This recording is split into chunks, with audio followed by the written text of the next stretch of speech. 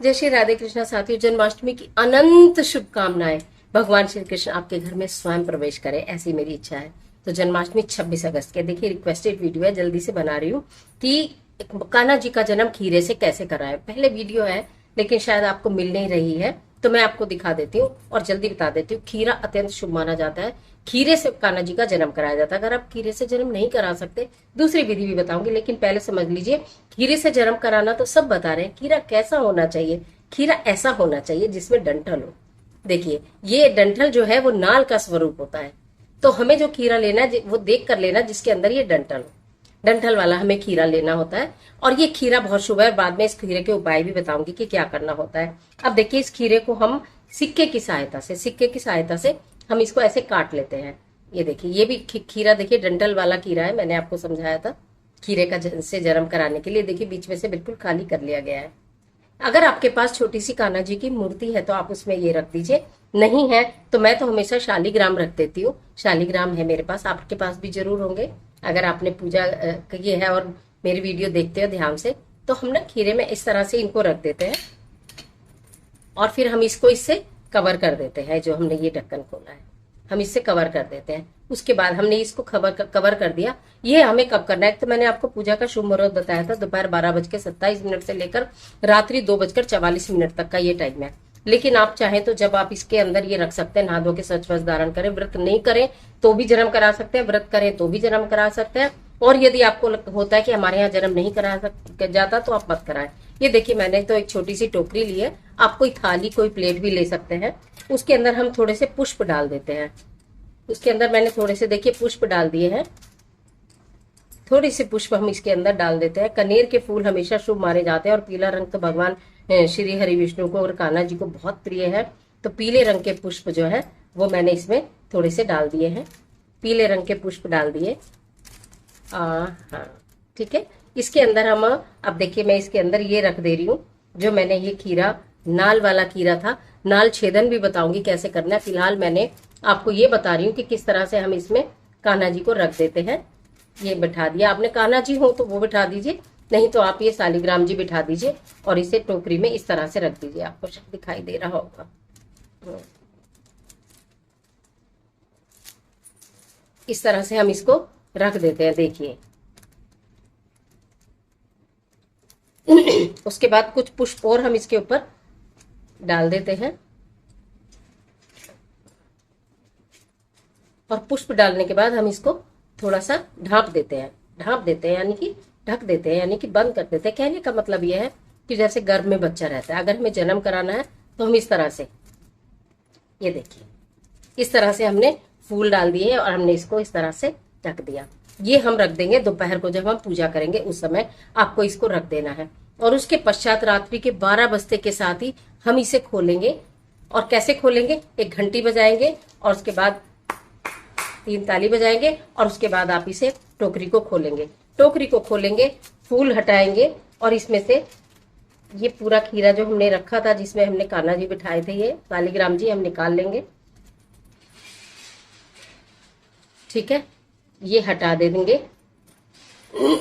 इनका फिर हम अभिषेक करते हैं ना, उसके बाद भी इनके प्रिय भोग भी एक जल्दी, क्योंकि कल का ही जन्माष्टमी है तो आपसे कोई चीज छूटनी नहीं चाहिए।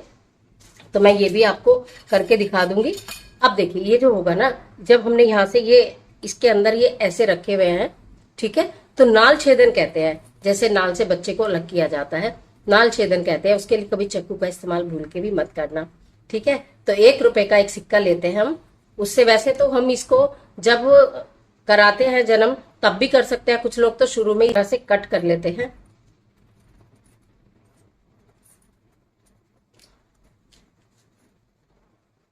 ये सिक्का मैंने हटा दिया,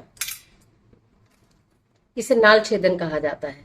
ये हटाने के बाद अभी इसमें से हम यहाँ से शालीग्राम जी का जन्म करा देते हैं। इसे इन्हें निकाल लेंगे प्लेट में, इन्हें प्लेट में निकाल लेंगे और फिर इनका पंचामृत से अभिषेक करेंगे, दूध, दही, शहद, घी और गंगा जल। उसके बाद आप तो, मैंने तो शालीग्राम जी किया ना, तो आप तो कान्हा जी का करोगे। मेरे पास बड़े वाले कान्हा जी हैं तो इसलिए वो खीरे में नहीं आ सकते। और एक और तरीका बता देती हूँ, अगर आपके पास भी बड़े वाले कान्हा जी हैं और आपके पास शालीग्राम नहीं है तो आपने ऐसे टोकरी में फूल रखे और जो भी आपकी कान्हा जी की मूर्ति है आपके पास वो रखी, और ये साबुत जो खीरा है ना, नाल वाला साबुत खीरा उनके पास रख दिया, और कुछ फ्लावर और डाल दिए, और फिर आप उन्हें ढक के रख देना। दोनों तरीके मैंने आपको बता दिए, शालिग्राम जी नहीं है, कान्हा जी की है, और कान्हा जी की मूर्ति जो है वो आपके खीरे में नहीं आ रही है, तो उसका भी मैंने रीजन बता दिया कि आपको यहाँ रख देनी है मूर्ति, और साथ में ये खीरा रख देना है।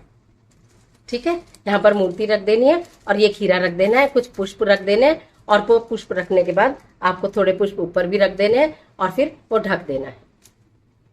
ठीक है, फिर उसके बाद निकाल लेंगे, खीरे को भी हटा लेंगे, और इसमें से कान्हा जी को निकाल लेंगे, उनका पंचामृत से अभिषेक कर देंगे, और उनको अभिषेक करने के बाद वस्त्र पहनाएंगे, आभूषण पहनाएंगे, भोग लगाएंगे, प्रिय भोग भी बताऊंगी। और ये वाला जो खीरा है जो आपने साबुत साथ में रखा है, इसका भी फिर 1 रुपए के सिक्के के साथ आप यहाँ से नाल छेदन कर देंगे।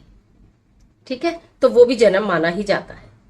आपको मैंने दोनों विधि बता दी है, शालिग्राम जी हैं तो भी, और कान्हा जी की मूर्ति है और वो खीरे के इसमें पार्ट में नहीं आ पा रही है, तो आप तब भी कर सकते हैं। दोनों विधि मैंने आपको बता दी। इसके बाद इसका क्या करना है, ये उपाय भी मैं आपको भी बता देती हूँ कि जो आपने ये पीस हमारा कटा है और जो ये खीरा है, इसका क्या करना है, इसको फेंकना नहीं है।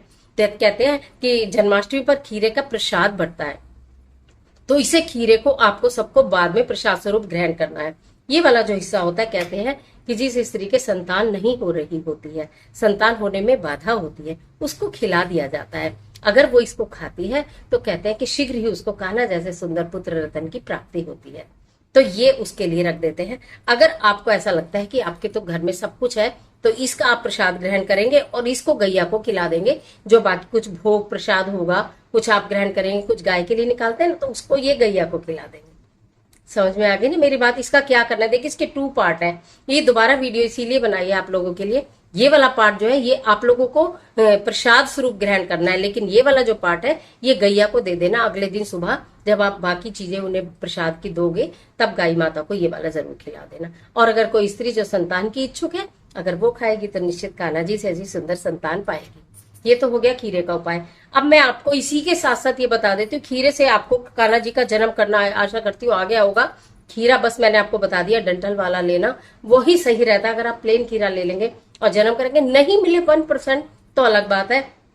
शालिग्राम जी नहीं हो तो भी कोई बात नहीं। किस तरह से आपको बास्केट में फूल रख लेने हैं मैंने आपको दिखा दिया है, किस तरह से फूल रख लेने हैं। खीरा रख देना, साबुत वाला खीरा रख देना, और अपने कान्हा जी को इसमें लिटा देना और ढक देना, और अगली बार रात को 12 बजे आप निकाल लेना। तो ये था खीरे से जन्म कराने वाला जो आपका था। और नेक्स्ट एक और वीडियो में अभी साथ के साथ, ये तो लंबी हो जाएगी। फिलहाल आप खीरे से जन्म करने की जो आप लोगों की थोड़ी उत्सुकता थी और कंफ्यूजन था, वो दूर करने के लिए वीडियो बनाई है। ये वीडियो मैं दे रही हूँ तुरंत। और मैं आपके बहुत सारे जो जन्माष्टमी से रिलेटेड क्वेश्चंस है, बहुत सारे जन्माष्टमी से रिलेटेड क्वेश्चंस और कंफ्यूजन्स दोनों को दूर करने के लिए एक वीडियो अभी की अभी और बना दूंगी, और उसमें मैं आपको आपके सारे प्रश्नों के उत्तर दे दूंगी कि पूरे दिन आपको किस तरह करना है, क्या करना है, कान्हा जी को कौन सा भोग सबसे पहले लगाना है, मतलब क्या क्या भोग लगाने हैं, और उसमें सबसे पहले क्या भोग आपको कान्हा जी को लगाना है जब आप उनका अभिषेक कर लोगे। उसके बाद वो सारी वीडियो में अभी आपके क्वेश्चन के आंसर दूंगी और सारे भोग भी बता दूंगी। लेकिन आज के लिए इतना इजाजत दीजिए। आशा करती हूँ वीडियो आपके लिए बहुत उपयोगी साबित होगी। मिलती है एक और जबरदस्त वीडियो के साथ, तब तक हंसते रहिए, मुस्कुराते रहिए, अपना और अपने अपनों का ख्याल कीजिए। वीडियो अच्छी लगे तो लाइक कीजिए, जितना चाहे अपने फ्रेंड के साथ शेयर कीजिए, और कमेंट बॉक्स में ओम नमो भगवते वासुदेवाय या राधे राधे जरूर लिखिए। राधे रानी चाहेंगी तो कान्हा जी की कृपा आपके ऊपर जरूर बरसेगी। इसके साथ ये शालिग्राम अगर आप खीरे में नहीं रख पा रहे हैं, नहीं रखे जा रहे हैं, देख लीजिएगा एक बार, ठीक है। और नहीं तो फिर आप अपने कान्हा जी को इनमें लिटा लीजिएगा।